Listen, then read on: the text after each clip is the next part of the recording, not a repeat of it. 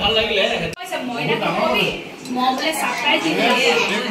তুই নাই পছতে পয়সা কেগো কই দিম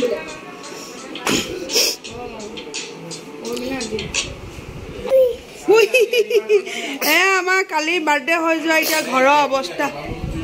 এয়া ঘৰৰ অৱস্থা এইফালে পেণ্ডেলৰ অৱস্থা এইবিলাক এইখিনি অঁতোৱাটোহে এতিয়া ডাঙৰ কথা মতা মানুহ নাই ৰ'ব সুধো ৰ'ব হানি মাতিছে আগফালে আসসালামু আলাইকুম লগতে সকলোকে নমস্কাৰ জনালো ৰাকিবা চেনেলৰ অন্য এটা নতুন ভিডিঅ'লৈ সকলোকে স্বাগতম জনাইছো আশা কৰিছো আপোনালোক সকলোৱে বহুত বেছি ভালে আছে লগতে মোৰো ভালেই আৰু এই ভিডিঅ'টো হৈছে হুঞ্জনী বাৰ্থডে পিছদিনাখনৰ ভিডিঅ' মই ভিডিঅ'কেইটা আপলোড কৰোঁতে বহুতেই দেৰি হৈছে কাৰণটো আপোনালোকে লাহে লাহে গম পাই থাকিব কি কাৰণে মই ভিডিঅ' দিয়া ইমান লেট হৈছে পিছৰ ভিডিঅ'বিলাকত আপোনালোকে নিশ্চয় গম পাই থাকিব আৰু পিছদিনাখন ৰাতিপুৱা চাহ তাহ খাই আমি সকলো মানুহখিনি থাকোঁতেই মানে হুঞ্জনীয়ে যিমান প্ৰেজেন্ট পাইছিলে প্ৰেজেন্টখিনি এতিয়া খুলিবলৈ লৈছে আমাৰ লগতে আপোনালোক সকলোৱেও হুঞ্জনীৰ প্ৰেজেন্টখিনি চাব বুলি আশা থাকিল সবতকৈ ডাঙৰ প্ৰেজেন্ট এটা মোক দলিয়াই দিয়া মই দিওঁ তাইক প্ৰেজেন্ট নাই দিয়া নহয় সেইটো ধুবলে মৰি যাব এইটো ডাঙৰ প্ৰেজেন্ট এইটো দাম এইটো দিয়া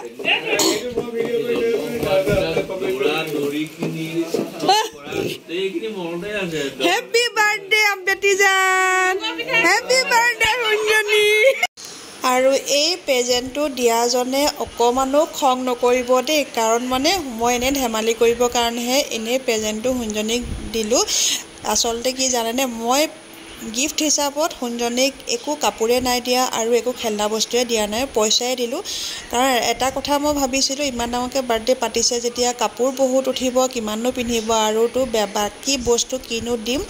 সেই বুলি ভাবিয়ে মই একো বস্তুৱে নিকিনিলোঁ কাপোৰো নিকিনিলোঁ হুঞ্জনীৰ কাৰণে পইচাই দিলোঁ আৰু মানে কি এনেই ধেমালিতে তাৰে গিফ্ট এটা লৈ হুঞ্জনীক দিলোঁ আপোনালোকে গিফ্টটো যিগৰাকীয়ে দিছে আপোনালোকে নিশ্চয় গম পাইছে চিনি পাইছেই কিন্তু খং নকৰিব দেই মই ধেমালিহে কৰিছোঁ কাৰণ মই হুঞ্জনীক গিফ্টত মই পইচাহে দিছোঁ একো বেলেগ বস্তু দিয়া নাছিলোঁ এনেই অকণমান ধেমালি কৰিলোঁ আৰু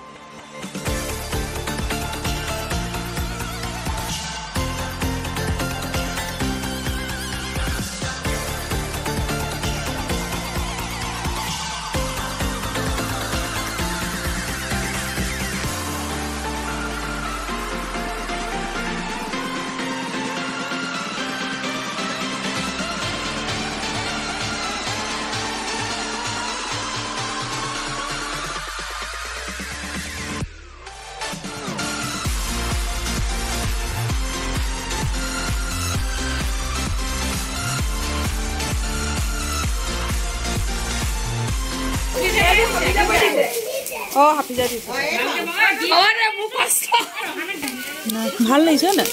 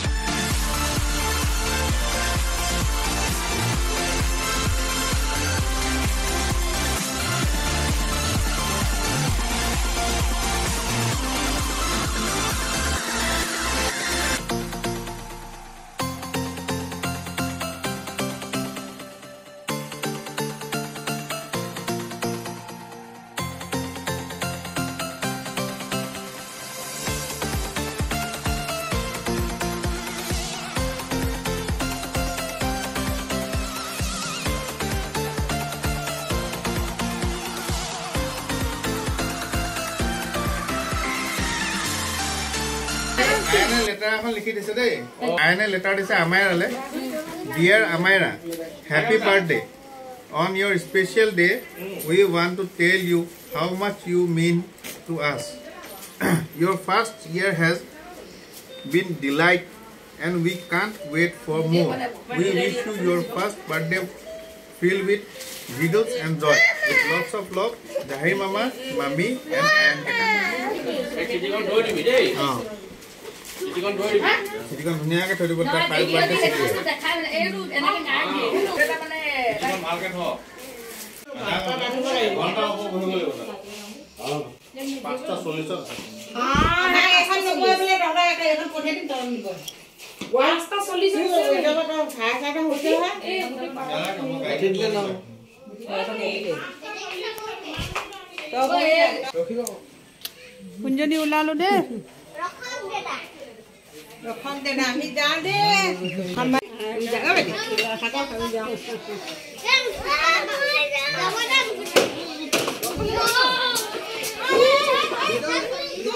তোমাক গাই আছে খুচ কাই যাবা এতিয়া পানী বটল লৈ লবা খুচ কাই খাবলৈ যোৱা দেই অ হন্দু কত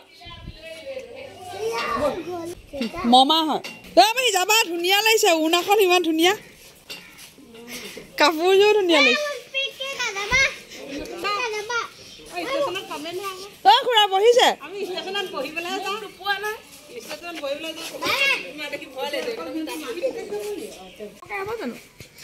নহ'ব ন চবকে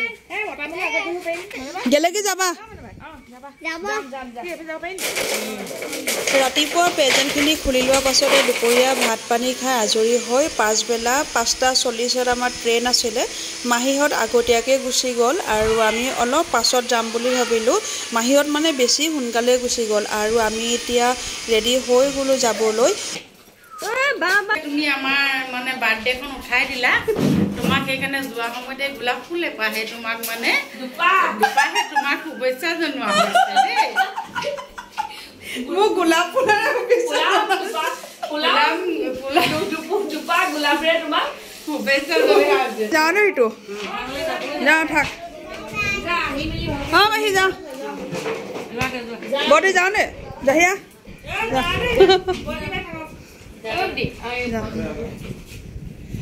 হানিফ ক'ত গ'ল অ দিদি যাওঁ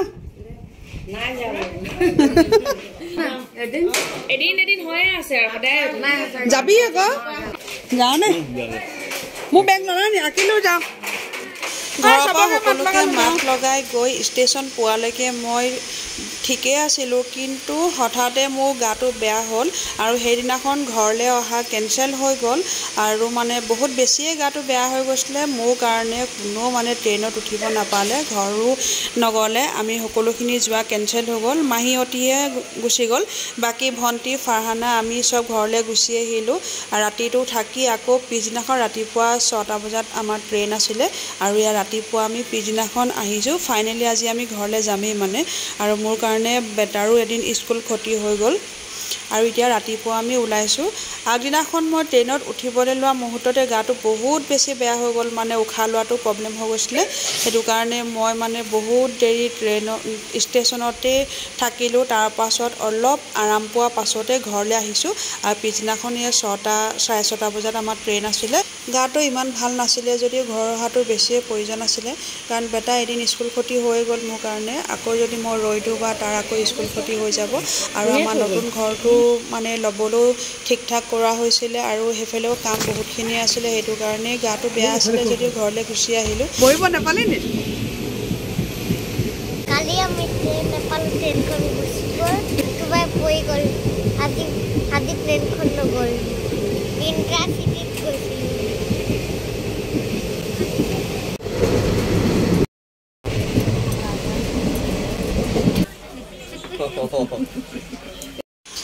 আৰু আজি বহুত ধুনীয়াকৈ আমি ট্ৰেইনত বহি আহিব পাইছোঁ। আৰু এইফালে ট্ৰেইনত চানা খোৱাটো মেইন। চানাখিনি ইমান ধুনীয়াকৈ সজাই পৰাই দিছে, নেখাই নোৱাৰিলোঁ থাকিবলৈ। আৰু এইফালে সোণটো দেখিছেনে, ইমানেই সি ফূৰ্তি পাইছে ট্ৰেইনত উঠি। সি প্ৰথমবাৰ ট্ৰেইনত উঠিছে, আগে পিছে ট্ৰেইনত উঠি পোৱা নাই যে, সি মানে ক'ব নোৱাৰা হৈ গৈছে ট্ৰেইনত উঠি। এইফালে চানা খাই খাই আমি আহি পাই গ'লোহি অলপ পাছতেই শিমলুগুৰি ষ্টেচন। আৰু ষ্টেচনত নামিলোঁ, আৰু এইফালে ভণ্টিহঁতকো নিবলৈ আহিলে, ভণ্টি শহুৰেকে। আৰু এইফালে আমাক নিবলৈ আহিছে ভাইটিয়ে, আৰু মই ডাইৰেক্ট গেলেকী নাযাওঁগৈ। মায়ে গাটো ভাল নাছিলে, আৰু সেইটো কাৰণে প্ৰথমতে গৈ মাইকো চাম বুলি ভাবিছোঁ, তাৰ পাছতহে গেলেকী যাম। দুই বিয়নীকে অকলে ঘৰতে থৈ আমি দুলীয়াজানলৈ গ'লোঁ বাৰ্থডে খাবলৈ। মায়ে গাটো ভাল নাছিলে, সেইটো কাৰণে চালমা খুৰী মায়েৰ লগত থাকি দিয়াৰ কাৰণে ফাৰহানাও বাৰ্থডে খাবলৈ যোৱাটো সুবিধা হ'ল। আৰু ভিডিঅ'টো ইমানখিনি আছিলে। কেনেকুৱা লাগিলে কমেণ্টত জনাব। যদি ভিডিঅ'টো চাই ভাল লাগিলে like, comment, share and subscribe কৰিব। বাই বাই।